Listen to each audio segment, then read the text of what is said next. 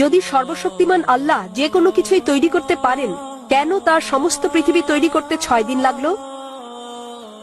বোন প্রশ্ন করলেন যে আল্লাহ যদি যে কোনো কিছু সৃষ্টি করতে পারেন তাহলে কেন 6 দিন সময় নিলেন। বোন, আল্লাহ যদি চাইতেন একদিনে সৃষ্টি করতে পারতেন, তখন আপনি বলতেন যে কেন একদিনে তৈরি করেছেন, 6 দিনে কেন নয়?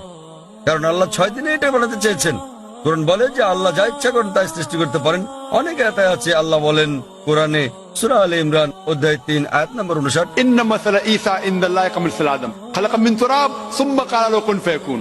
আল্লাহ আদম আলাইহিস সালামকে সৃষ্টি করেছেন যেমন তিনি যীশু খ্রিস্টকে সৃষ্টি করেছেন ধুলো থেকে। তিনি বলেন হও আর তা হয়ে যায়। তো আল্লাহ যখন কিছু সৃষ্টি করতে চান তিনি বলেন হওয়ার হয়ে যায়। তিনি ইচ্ছে করলেই এটা হয়ে যায়।